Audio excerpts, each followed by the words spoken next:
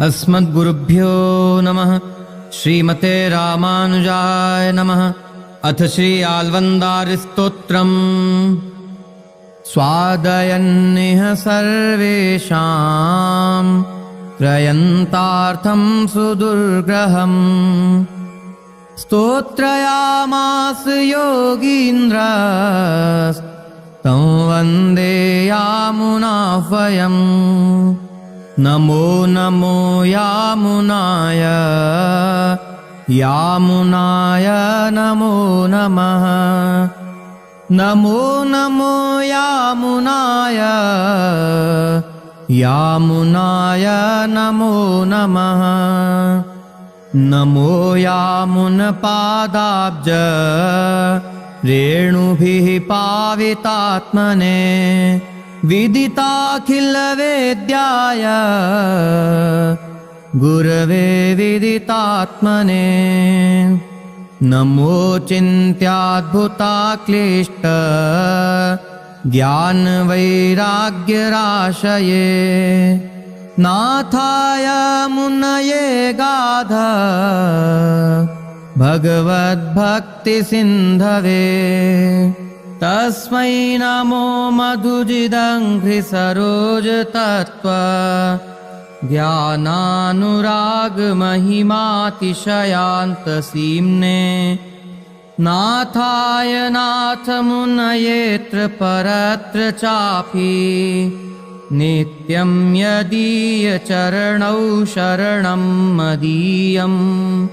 भूयो नमो परिमिताच्युतभक्तितत्त्व ज्ञानामृताब्धिपरिवाह शुभैर्वचोभिः लोकेऽवतीर्णपरमार्थसमग्रभक्ति योगाय नाथमुनये यमिनाम्बराय।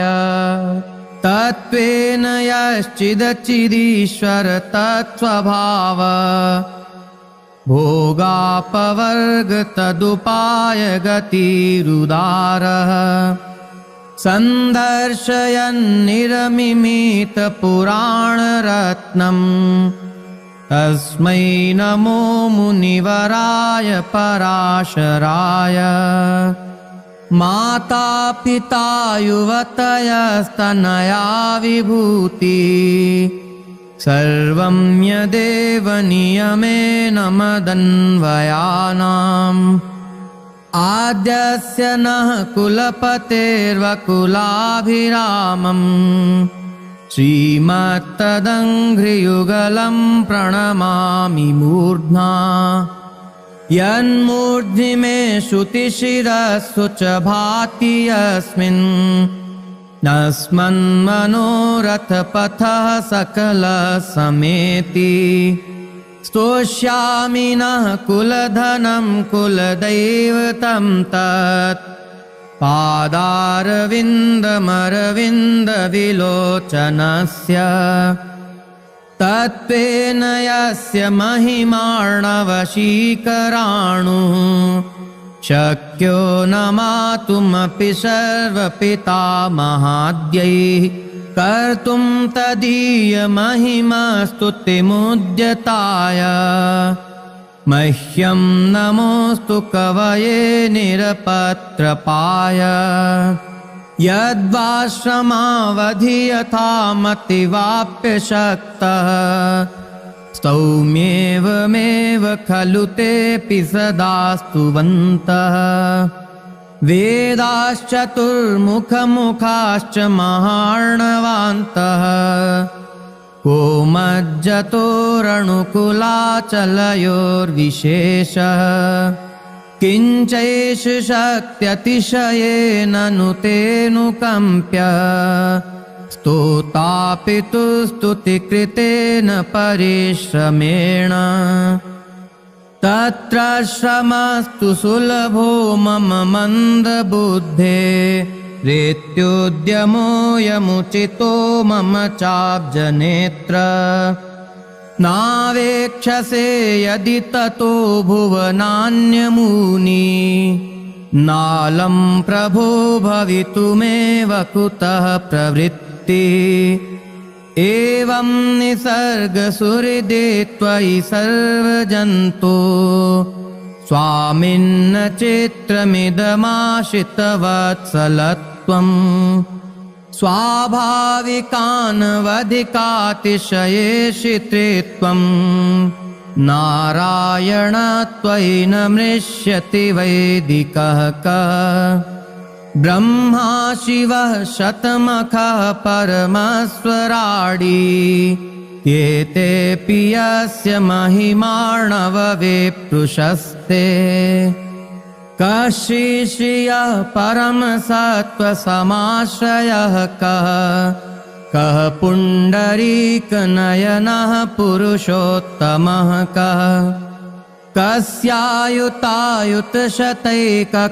कस्यायुतायुतशतैककलांशकांशे विश्वं विचित्रचिदचित्प्रविभागवृत्तम् वेदापहार गुरुपातक दैत्यपीडा व्यापद्विमोचन महिष्ठफलप्रदानैः पुण्यः प्रजा पशुपतिः परिपाति कस्य पादोदकेन स शिवः स्वशिरोद्धृतेन कस्योदरे हरविरिञ्चिमुखप्रपञ्चः को रक्षति मम जनिष्ठ च कस्य नाभे क्रान्त्वा निगीर्य पुनरुद्गिरति त्वदन्यः कः केन चैष परवानिति शक्यशङ्कः त्वां शीलरूपचरितैः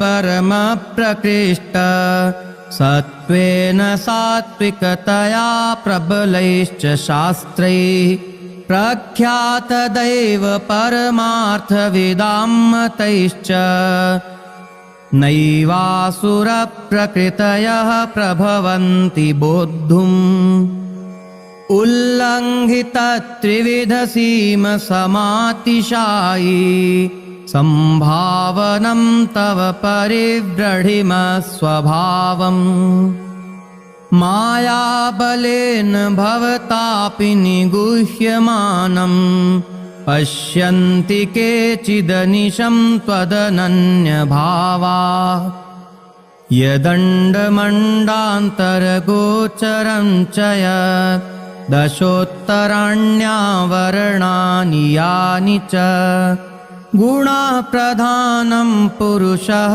परं पदं परात्परं ब्रह्म च ते विभूतयः वशीवदान्यो गुणवान् ऋजुः शुचिर् मृदुर्दयालुर्मधुरस्थिरः समः कृतिकृतज्ञस्त्वमसि स्वभावतः समस्तकल्याणगुणामृतो दधि उपर्युपर्यब्जभुवोऽपि पूरुषान् प्रकल्प्यते ये शतमेत्यनुक्रमात्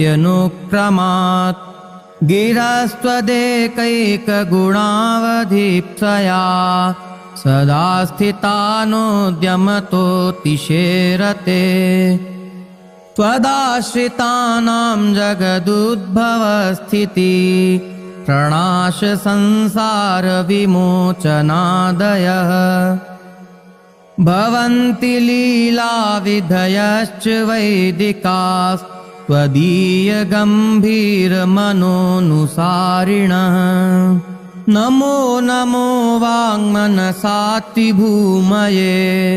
नमो नमो वाङ्मनसैकभूमये नमो नमोऽनन्तमहाविभूतये नमो नमोऽनन्तदयैकसिन्धवे न धर्मनिष्ठोऽस्मि न चात्मवेदी न भक्तिमां त्वच्चरणारविन्दे अकिञ्चनो नन्यगतिः शरण्यं त्वत्पादमूलं शरणं प्रपद्ये न निन्दितं कर्म तदस्ति लोके सहस्रशो यन्मया व्यधायि सोऽहं विपाकावसरे मुकुन्द क्रन्दामि सम्प्रत्यगतिस्तवाग्रे निमज्जतोऽनन्तभवार्णवान्त शिराय मे कूलमिवासि लब्ध त्वयापि लब्धं भगवन्निदाने मनुत्तमं पात्रमिदं दयाया अभूतपूर्वं मम भावि किं वा सर्वं सहे मे सहजं हि दुःखम् किन्तु त्वदग्रे शरणागतानां पराभवो नाथ न तेऽनुरूपः निरासकस्यापि न तावदुत्सहे महेश हातुं तव पादपङ्कजम् रुषा निरस्तोऽपि शिशुस्तनन्धयो न जातु मातुश्चरणौ जिहासति तवामृतस्यन्दिनि पादपङ्कजे निवेशितात्मा कथमन्यदिच्छति स्थितेरविन्दे मकरन्दनिर्भरे मधुव्रतो नेक्षुरसं हि वीक्षते त्वदङ्घ्रिमुद्दिश्य कदापि केनचित् यथा तथा वापि सकृत्कृतोऽञ्जलिः तथैव मोष्णात्य शुभान्यशेषतः शुभानि पुष्णाति न जातु हीयते उदीर्णसंसारदवाशु क्षणिं क्षणेन निर्वाप्य परां च निर्वृतिम् प्रयच्छति त्वच्चरणारुणाम्बुज द्वयानुरागामृतसिन्धुशीकरः विलासविक्रान्तपरावरालयम् नमस्य दार्तिक्षपणे कृतक्षणम् धनं मदीयं तव पादपङ्कजम् कदा नु साक्षात्करवाणि चक्षुषा कदा पुनः शङ्खरथाङ्गकल्पक ध्वजारविन्दाङ्कुशवज्रलाञ्छनम् त्रिविक्रमत्वच्चरणाम्बुजद्वयम् मदीयमूर्धानमलं करिष्यति विराजमानोज्ज्वलपीतवाससं स्मितात् सीसूनसमामलच्छविम् निमग्ननाभिं तनुमध्यमुल्लसत् विशालवक्षस्थलशोभिलक्षणम् चकासतं जाकिणकर्कशैः शुभैश्चतुर्भिराजानुविलम्बिभिर्भुजैः क्रियावतंसोत्पलकर्णभूषण श्लथालकाबन्धविमर्दशंसिभिः उदग्रपीनां सविलम्बिकुण्डला लकावलीबन्धुरकम्बुकन्धरम् मुखश्रियान्यकृतपूर्णनिर्मला मृतांशुबिम्बाम्बुरुहोज्ज्वलश्रियम् प्रबुद्धमुग्धाम्बुजचारुलोचनम् सविभ्रमभ्रूलतमुज्ज्वलाधरम् शुचिस्मितं कोमलगण्डमुन्नसं ललाटपर्यन्तविलम्बितालकम् स्फुरत्किरीटाङ्गदहारकण्ठिका मणीन्द्रकाञ्चीगुणनूपुरादिभिः रथाङ्गशङ्खासि गदाधनुर्वरैर्लसत्तुलस्यावनमालयोज्ज्वलम् चकर्थयस्याभवनं भुजान्तरम् तव प्रियं धाम यदीयजन्मभूः जगत्समस्तं यदपाङ्गसंश्रयं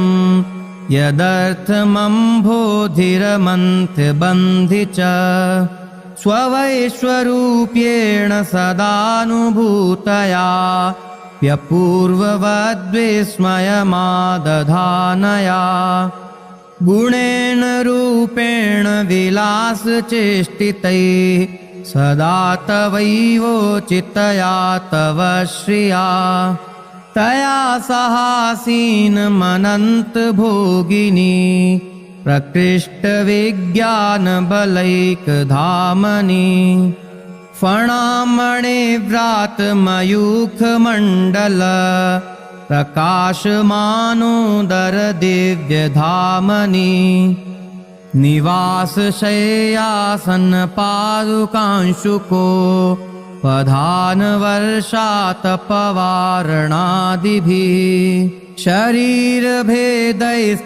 शेषतां गतैः यथोचितं शेष इतीर्यते जनैः दासः सखा वाहनमासनं ध्वजो यस्ते वितानं व्यजनं त्रयीमय उपस्थितं तेन पुरोगरुत्मता त्वदङ्घ्रिसम्मर्दकिणाङ्कशोभिना त्वदीयभोक्तोञ्झितशेषभोजिना त्वया विसृष्टात्मभरेण यद्यथा प्रियेण सेनापतिना निवेदितं तथानुजानन्तमुदारवीक्षणैः हताखिलक्लेशमलैः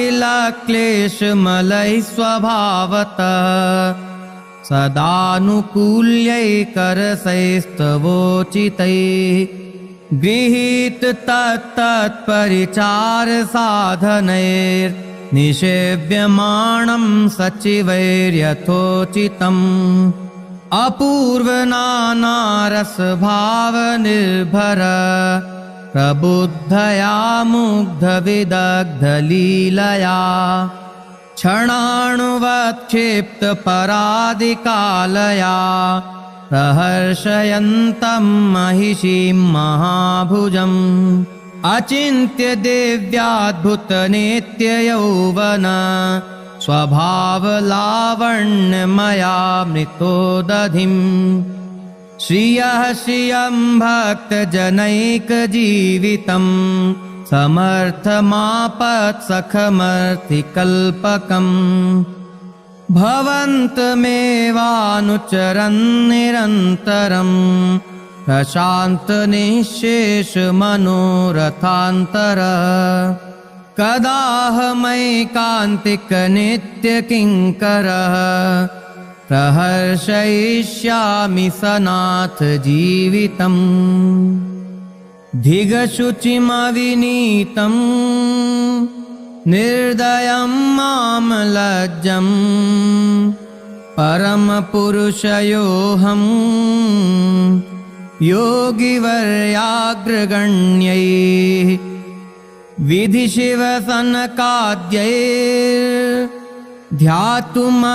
विधिशिवसनकाद्यैर्ध्यातुमत्यन्तदूरं तव परिजनभावं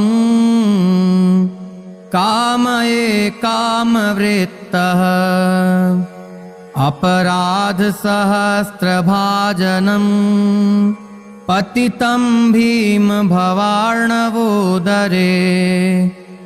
अगतिं शरणागतं हरे कृपया केवलमात्मसात् कुरु अविवेकघनान्दधिं मुखे बहुधा सन्ततदुःखवर्षिणि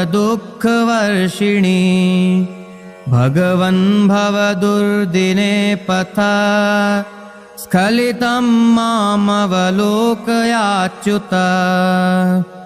नमृषा परमार्थमेव मे शृणु विज्ञापनमेकमग्रतः यदि मे न दयिष्यसे ततो दयनीयस्तव नाथ दुर्लभः तदहं त्वदृतेन नाथवान् मदृते त्वं दयनीयवान्न च विधिनिर्मितमेतदन्वयम् भगवन् पालय मास्मजीहपः वपुरादिषु योऽपि कोऽपि वा गुणतोऽसानि यथा तथाविधः तदहं तव पादपद्मयो रहमद्यैव मया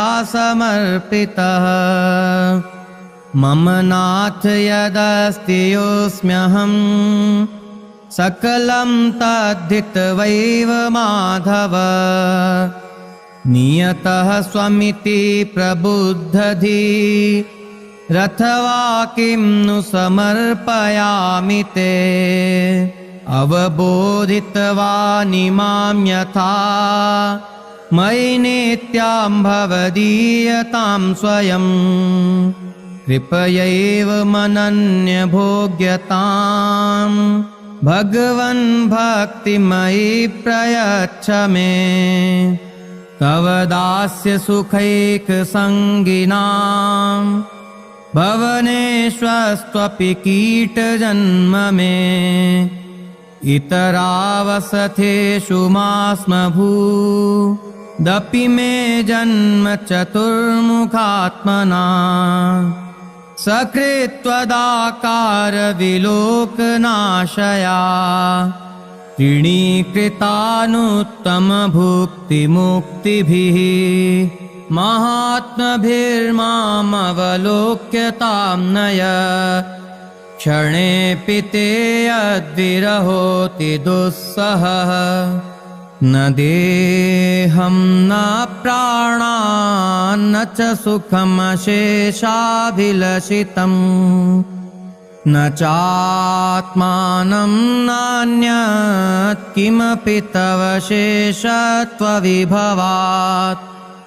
बहिर्भूतं नाथ क्षणमपि सहेयातु शतधा विनाशं तत्सत्यं मधुमथन विज्ञापनमिदम् दुरन्तस्यानादेरपरिहरणीयस्य महतो विहीनाचारोऽहं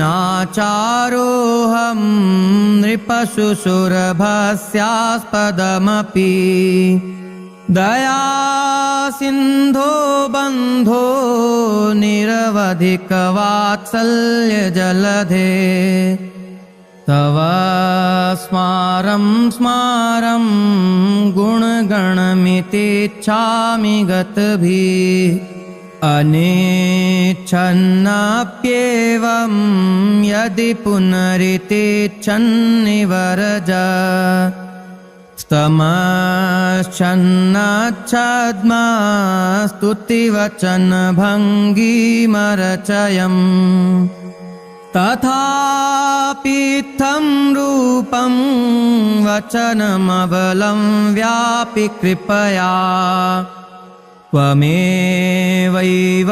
भूतं धरणिधर मे शिक्षय मनः पिता त्वं माता त्वं दयिततनयस्त्वं प्रियसुरेत् त्वमेव त्वं मित्रं गुरुरसिगतिश्चासि जगताम् त्वदीयस्त्वद्भृत्यस्तव परिजनस्त्वद्गतिरहम् प्रपन्नश्चैवं सत्यहमपि त्वैवास्मि भर जनित्वाहं वंशे महति जगति ख्यातयशसां शुचीनां युक्तानां गुणपुरुषतत्त्वस्थितिविदाम् निसर्गादेव त्वद्गतिर्भूतानां चरणकमलैकान्तमनसा मधोधः पापात्मा शरणदनिमज्जामि तमसि अमर्यादः क्षुद्रश्चलमतिरसूया प्रसवभू कृतघ्नो दुर्मानी स्मरपरवशो वञ्चनपरः नृशंसः पापिष्ठः कथमहमितो दुःखजलधे रपारादुत्तीर्णस्तव परिचरेयं चरणयोः रघुवर यदभूस्त्वं तादृशो वायसस्य प्रणत इति दयालु यस्य चैद्यस्य कृष्णः प्रतिभवमपराधुर्मुग्धसायुज्यदो भूर्वद किमुपदमार्गस्तस्य तेऽस्ति क्षमाया ननु प्रपन्नः सकृदेव नाथ तवाहमस्मीति च याचमानः तवानुकम्प्यः स्मरतः प्रतिज्ञां मदेकवर्ज्यं किमिदं व्रतं ते अकृत्रिमत्वच्चरणारविन्द प्रेम प्रकर्षावधिमात्मवन्तम् पितामहं नाथ मुनिं विलोक्य प्रसीदमद्वृत्तमचिन्तयित्वा अकृत्रिमत्वच्चरणारविन्द प्रेम प्रकर्षावधिमात्मवन्तम् पितामहं नाथ मुनिं विलोक्य प्रसीदमद्वृत्तमचिन्तयित्वा यत्पादाम्भोरुहध्यानविध्वस्ताशेषकल्मषः वस्तुतामुपयातोऽहं यामुनेयं नमामि तम् यत्पादाम्भोरुहध्यानविध्वस्ताशेषकल्मषः वस्तुतामुपयातोऽहं यामुनेयं नमामि तम्।